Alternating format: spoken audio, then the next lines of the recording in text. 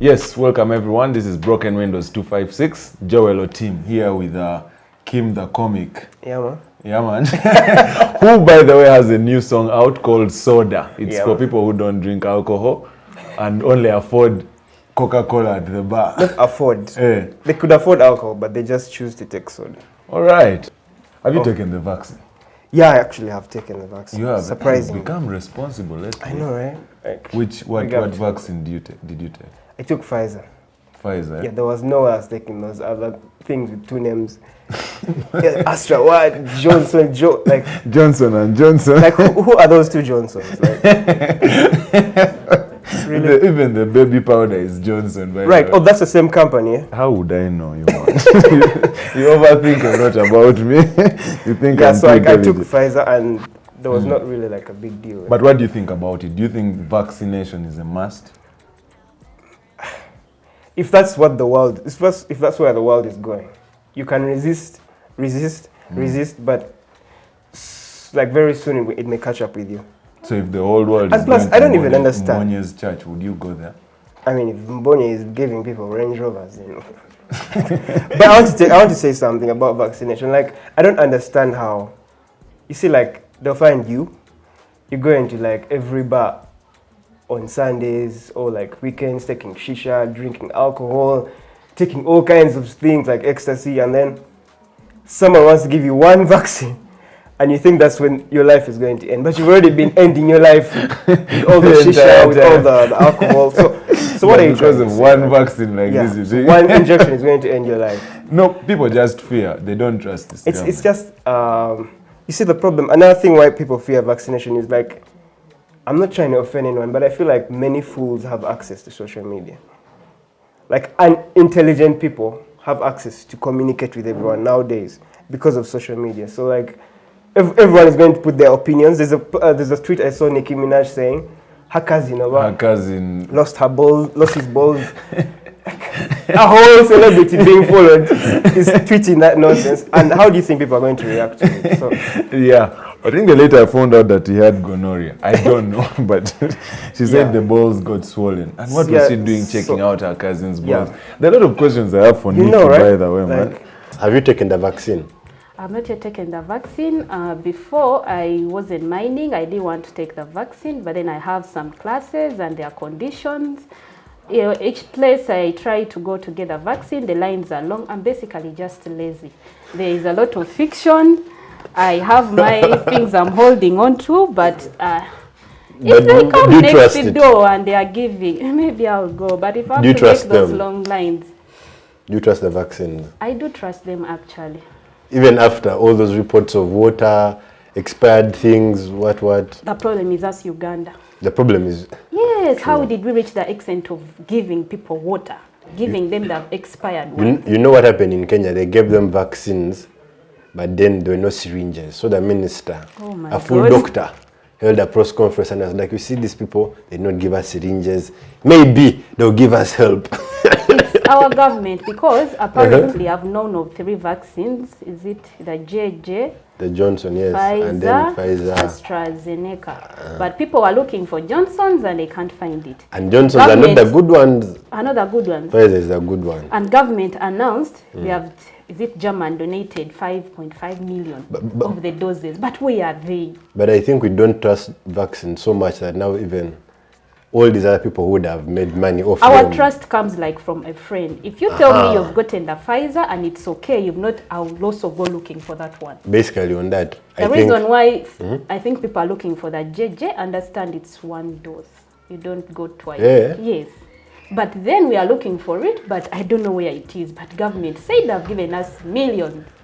I think what they need to do is to put it and make it part of like Alliance Global. They say it's only for the officials, so they need to make it part of Alliance Global. Yes, those guys. And then those guys will collect us. They will collect us.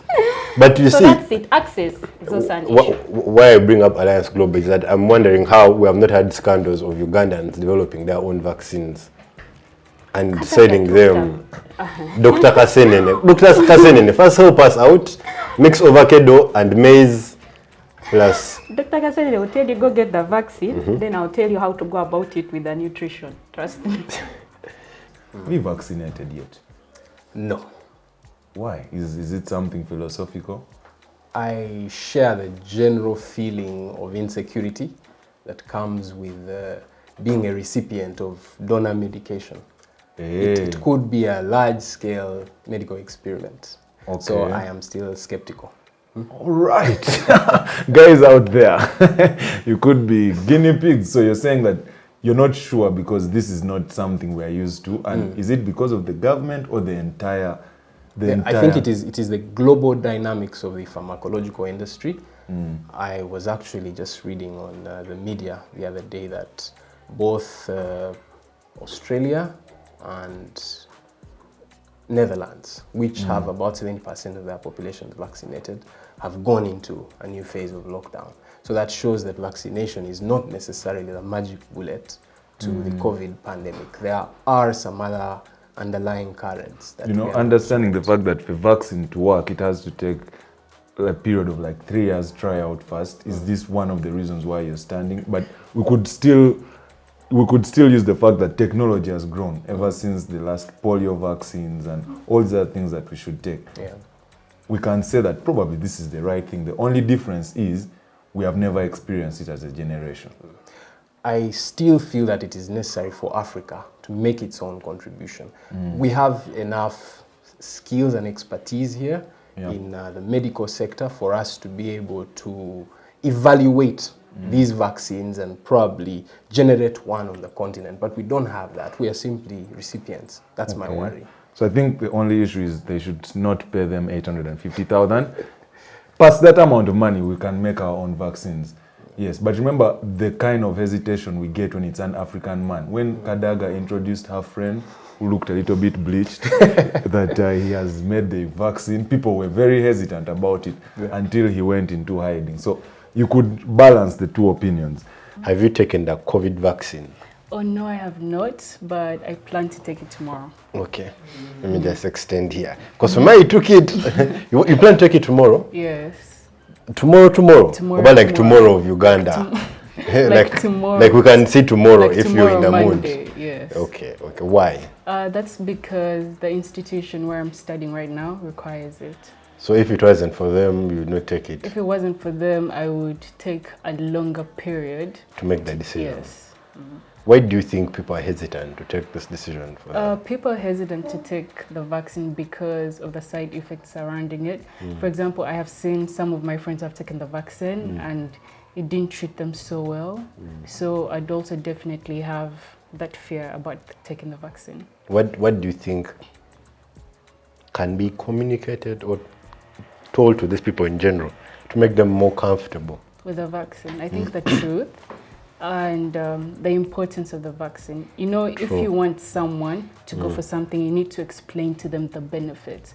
But then you also need to be open with them and tell them the possible disadvantages. Do you think people just don't trust the people making the vaccine? Because we have had like a slow drive, but then I think about maybe a week or so ago, the Buganda government organized some vaccine drive and it was very successful. And the argument was that people are more trusting maybe of the Buganda kingdom than maybe of our government. You get, so there was that issue of trust. Do you think trust is an issue? Do you trust the vaccine?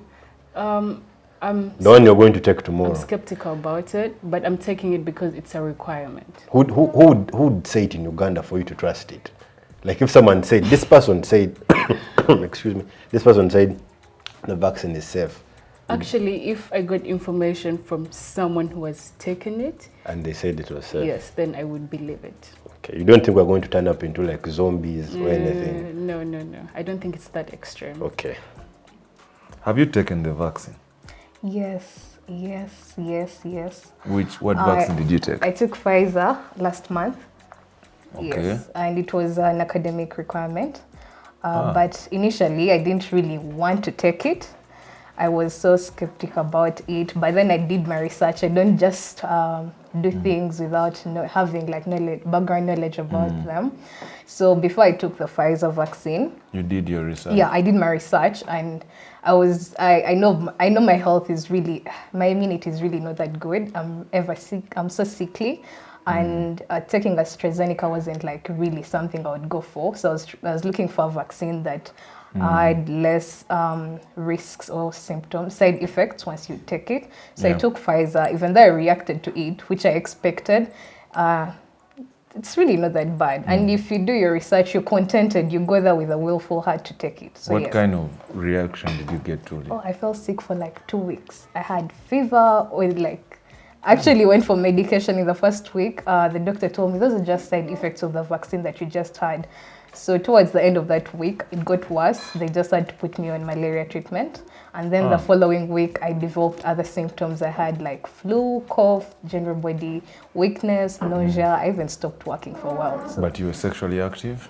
I'm not really sexually active. No, not now, not during. Oh, even then. Hey, okay. Yeah. Oh. That is bad. So, but you're sure that your Wikipedia research is actually on point? Because it's Wikipedia. You know, there's politics around every vaccine. I recently got to find out that every company tries to push for its vaccine by, of course, decampaigning the other, saying that unlike the other, for us, we'll guarantee you this and this and this. Are you trusting Wikipedia research? Anyone edits it? I can't say for sure that I trust my research like 100%, but this is the thing, once you're conducting research, don't go to sites like Wikipedia. Even in primary school, my little brother can go and edit Wikipedia so long as he can access the internet and type some little English that he knows. So go to websites that are verified and can give you credible information. Which could have been paid by these companies to advertise. Yes, most probably that. But look at sites which will give you statistics concerning all vaccines. I did my research on Pfizer, I did my research on Johnson & Johnson, I did my research on Moderna, and what else? AstraZeneca. That's why I really put aside AstraZeneca and the fact that it came out at the very beginning of this whole COVID situation. But you know, the guys who went for their second shot of Pfizer actually didn't get it because they told them they're out of stock, they will have to wait and they'll call them back. What if you end up getting only one shot? I'm really not scared of that outcome because personally, in as much as I would advise people to go for the vaccination for their own health, I'm really not that eager to get my second shot because of the way I reacted to the first shot. Yes. True. Have you taken the vaccine? Yes, indeed. Why? One, I'm supposed to get the next one. Why and which one did you take? That was AstraZeneca. Aye. Yes, it was hard. It was hard. The days after, there was a lot of body pain and all that. But there is no way around it. You can't take medication again after the vaccine, so you just have to go through it. But I think people should. Depends on what you think about it. If you don't want it, you can wait until you feel it's okay. If you want it, you can get it. But don't you think that it's also a group mandate? Vaccination is a group mandate that as a group of people, as a society, we say we are all going to get vaccinated because it's for the benefit of all of us. If we now say just one person, then we'll have to change so many rules. I think it's a group thing, but there's always people who will go against that. So I think it's a group thing. I think we all should get vaccinated. But I understand when people say they don't trust. It's not necessarily like the systems that we live around have inspired trust. I understand. Have you taken the vaccine yet? No. Not at all? No. Why? As I said, I'm a bit traditional, and also I have this feeling of COVID. What if? So I'm a bit hesitant unless I really get something that is going to motivate me to get it. Other than that, I think I'm fine in my comfort zone at the moment. Do you think it's like a general country thing that we all have that fear probably in the system? It has made us feel paranoid about different things because I know we are all like, what if it's the wrong thing? Like, what if it's wrong, you know? No, there is that, and on top of that, it's flu. You get? It's not that I'm taking it lightly, but it's flu. If it was something else that I totally didn't understand, I would really be those people who would rush to get it. But I'm thinking I'm going to get it. I'm still going to get flu. Like if it were a guarantee that even the slightest bit of sneezing would not happen, I would be all for it. So would you advise someone against it? No, I wouldn't advise someone. I would just keep quiet and nod on. Like if you want to take it, if you don't want, we are still fine. Yeah. How have masks affected our lives? Masks. People who we used to see cute people very fast. Now we can't see them. Now you can't. We have to, hey, please, first put off your mask. Like, it's a lot. Now even putting off your mask for someone is like asking for a number. Yeah, true. People are that secretive about showing themselves. So you cannot really see, if you're a tourist, you cannot see the amount of beautiful women we have in the country. Because masks are really taking it all out for all of us. So you advise the girls to limit the usage of masks? Go and get a vaccine. And is this why you got a vaccine? No. For me, I got a vaccine because I know very soon something is going to become popular. You know, Uganda. You'll be just there, they tell you to like get like an account, a bank account, you have to be vaccinated. So I don't like going through that back and forth. Yeah. So if I had access to it, I just went and did it. Yeah, so that another thing about masks, I would say, I think it has helped some people. Not the people putting them on, but the people who are socializing with others. You know, some people like have a very bad order. You know. Yeah, true. Guys are not using Colgate. I don't know what you're using. So it helps protection from that. Yeah. So it's a form of protection. Yeah. Okay. How do you think the masks that we have been mandated to wear have affected us?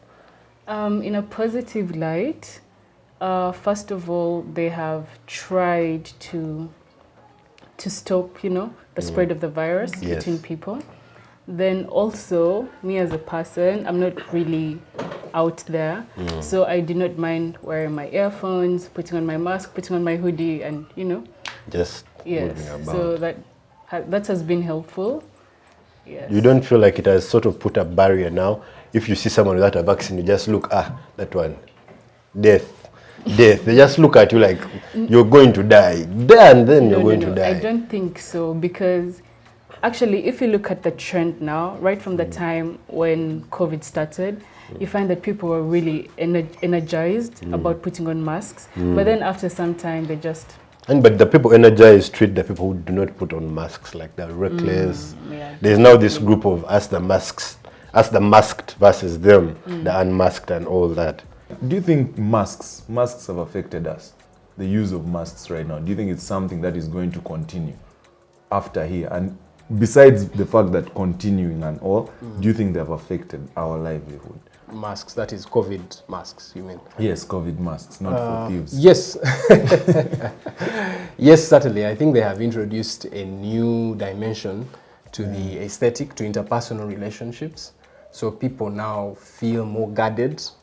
They feel a greater need to protect themselves from the glare of the public. And so I think, yes, it may have a psychological effect on the broader society that is yet to be discovered, because these things take time.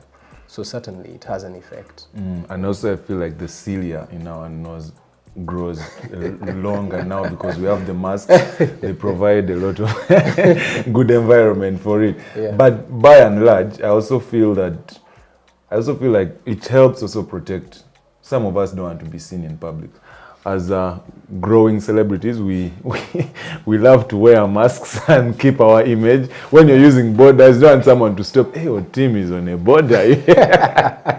So anyway, that is just my personal mask experience. How do you think these masks have affected us? Everyone wearing masks every day.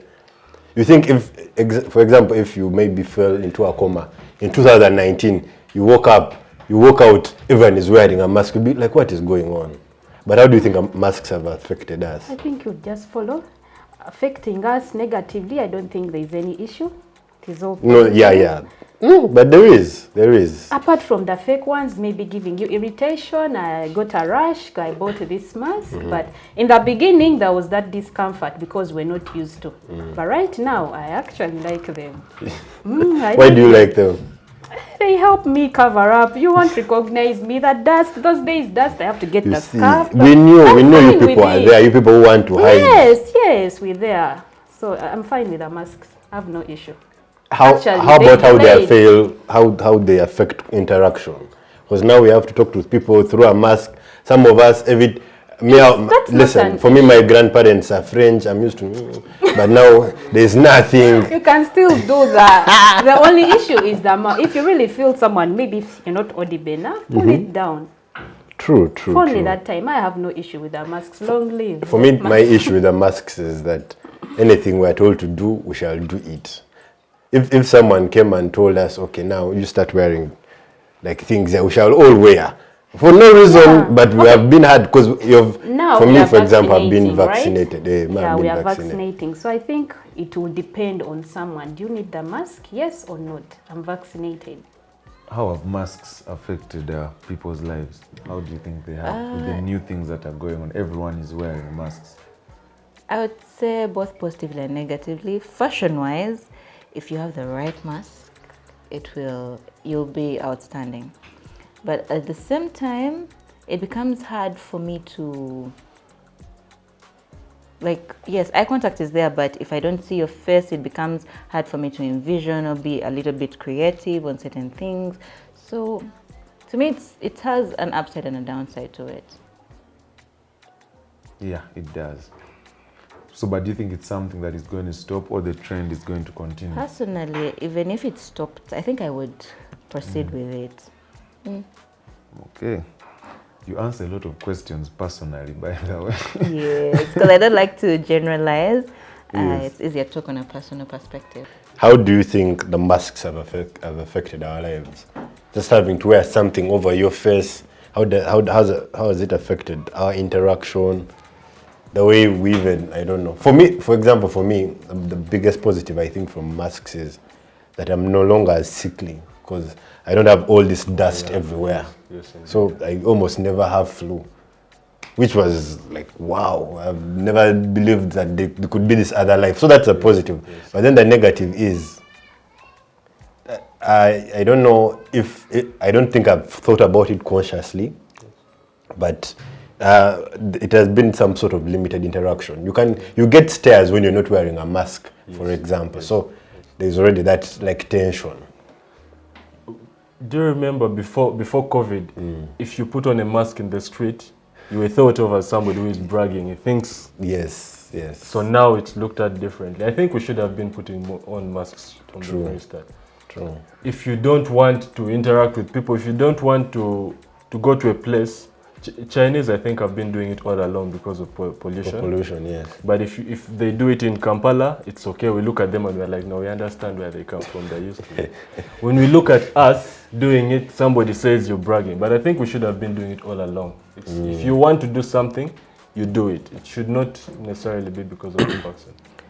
How have masks affected us? Our lives? I'm very welcoming to wearing masks. Well, before even masks were a thing, some of us who come from the opposite of Kololo, you know, these dusty areas, we used to wear masks. I have a friend of mine who, by the time we're still undergrad, would put on like masks, leaving our hostel, going to campus, just because of that place. Okay. That place that makes you have that foundation before you reach the main gate. So yes, we used to wear masks from hostel till campus. But about COVID masks, they're a good thing to an extent, though they also have their bad side. I can move around without anyone noticing me, which is a good thing. If you find me covering my hair with, let's say, a scarf, putting on shades, putting on a mask, you'd actually think like, this could be one of the Al-Shabaab women, you know? Sorry for that. True. Yeah, but masks are also affecting the society, maybe in a negative way, especially if you had reports about people who do the jogging exercises and the fact that it was a must at some point. People who have underlying conditions, masks really are not something they should get addicted to, if I should use that word. Yeah. It can mess up with their breathing, respiratory system. Exactly. True. Okay. Have you suffered from depression? Actually, don't know I don't know. You don't know? Yeah. You could actually. I don't know. be Is there a point now. like when you drink like from Monday to Friday? Is that depression? No. Then I don't know. You don't know whether you're. But I've just felt worried before, sad, high levels heartbroken. of anxiety, high levels. You panic too much. You overthink shit. You wake up. You have less sleeping patterns. No, I have less sleeping patterns because I watch a lot of movies sometimes. So yeah, that's not depression. That's just. You're sure? We could be diagnosing you right now. But I don't know. But depression, what I know in our world, in Africa, it's not. Someone could have it and they don't know. Yeah. So we need more like awareness on all that stuff. True. Because some people think even going to the therapist as a black person is wrong. It's wrong. As if we're machines and the other guys are. Yeah. No, I think we're used to going to witch doctors a lot to tell them our issues. Now But you people from Sorority have a lot of witch doctor stories. So. Have you ever suffered from depression? Maybe almost. Not real depression. I can't allow. What was the trigger? I don't know. I think I was just confused and idle.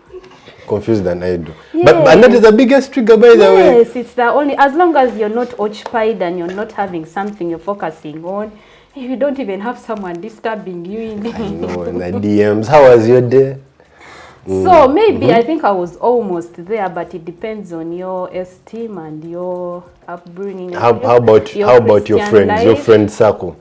Do you think a lot of people have suffered? Yes. Like very real many genuine people. suffering, not yes, these things and they of- don't even know that this is depression. They think I am just not feeling fine, or people are I'm finding an me Arsenal weird, supporter. but they are depressed. It's Yes. depression. But Arsenal supporters are not depressed. Just for clarity there. Those Just ones, they so sure. not really depressed. It's just for a short time, and They they just suffer. need a little comfort. Even Manu guys, social media Manu. How are you? Have you ever suffered depression? Yes, I have. Not breakups. You people over make breakups look very serious. This depression, was it? Would you? Don't Yes, talk about it. It is a real thing. It exists, and I think any human being that has the hormonal composition that ordinary human beings do is susceptible to suffer depression at one point in their lives or another. Yeah. So it's not something that is identified for the few, because some people say that probably our different upbringing, especially us, this current generation, we tend to be very soft. We're soft people. Anything affects us. If someone posts their news, they were not nice, I'm depressed by her boobs, they don't look really good, you know. There's been a Twitter thing going on of boob exposure. So do you think it's also about us? We're too brittle. Anything hurts us. To an extent, yes. However, I feel that there is so much judgment that is placed on millennials and so-called generation Y and above. Z, Yes. So there is an extent to which the younger people today have become less resilient emotionally and psychologically. However, that does not mean that they themselves are the ones that have created this environment. They are simply the victims of an environment in which greater individualism, greater atomization and fragmentation of society has led them to be isolated from the social support groups that community provided those of earlier generations. Okay. Just like the viewers, I only identified a few words he mentioned. I think I'll go with individualism and fragmentation. Have you ever suffered from depression? I And do you think it's a real thing?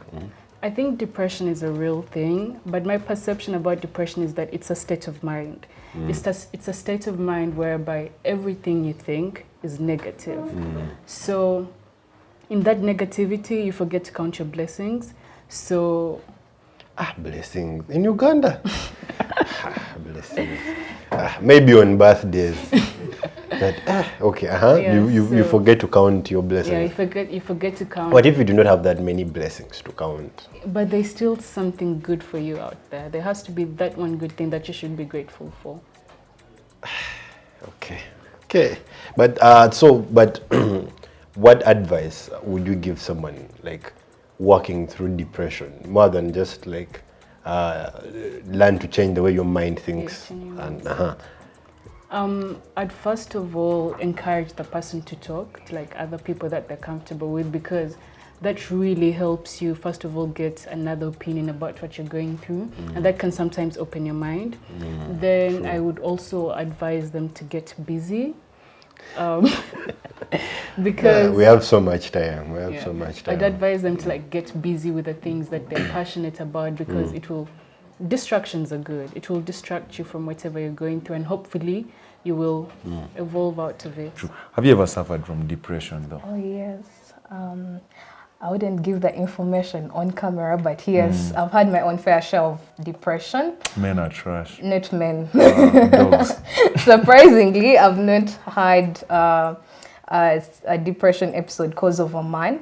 Men, what are you not doing? I don't allow myself to be that vulnerable when it comes to a man. Yes. I'm very principled once I engage myself in a relationship. So I don't give myself all out there to suffer that kind of torment to my mental health. It's just the tip. Exactly. Oh, okay.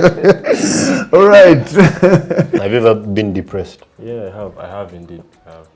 What can you say publicly about that experience and how people see depression in Uganda? I think depression is still something. The reason why there's a lot of, I speak a lot about mental health, which correlates directly with depression. The reason why there's why in mental health efforts, they are still on mental health awareness, it's because people do not know about it, so they are just bringing in the awareness. So you will be depressed and you will not know you're depressed. You will not know what it is. That's one thing about it. True. So I think depression is something that we all have to look at. Everybody has to take care of their mental health, because everybody has a brain, everybody has a mental. True. So everybody does not segregate. You can't tell me for you don't get depressed. It may not happen right now. It may happen when you're 50 years, when you're 70 years. It could have happened when you're younger, but I think it's a topic we don't talk enough about. You've said something interesting. We don't recognize it. We don't recognize it. Some people, because I even feel like sometimes we project without even knowing. Like you can be fixated. Like I know some guy who's fixated about the year 1986. Yes. Every time he talks 1986. For me, I really feel like there's something he's battling with, because that March 1986 is just like wow. But anyway, I think it's not healthy. I think it's not. I really had my goals set for that year. I had things I had to push, and then I have to go back on a few things. It took me a long time to first of all accept that this is the reality. Then obviously the child comes in, you're a bit in between worlds of I should have had this by now. I have that. Not that I don't love my children, no I do. But like, I don't know, postpartum depression is real, and mothers shouldn't even feel bad about it. You feel like your social life is dead. You feel like your dreams and ambitions are crashing. You feel like, unfortunately, normally the guys are a bit busy. He has work, he has other obligations. So you're in your own bubble of thought, sorrow, negativity. But all people who are depressed with postpartum, it's easier to talk about it. It's fine to break down, just sit there, cry it out. But I would say talk whenever you can to whoever, just talk it out. Do you think men also experience it? Yes. My husband did get postpartum for the firstborn because we were both new to this. Then there's the whole sleepless nights, there's the whole change of life. So true. He did, but his was minor. His was minor? Yes, like as compared to other stories of postpartum for fathers. True. All right, thank you everyone. This was Pesh.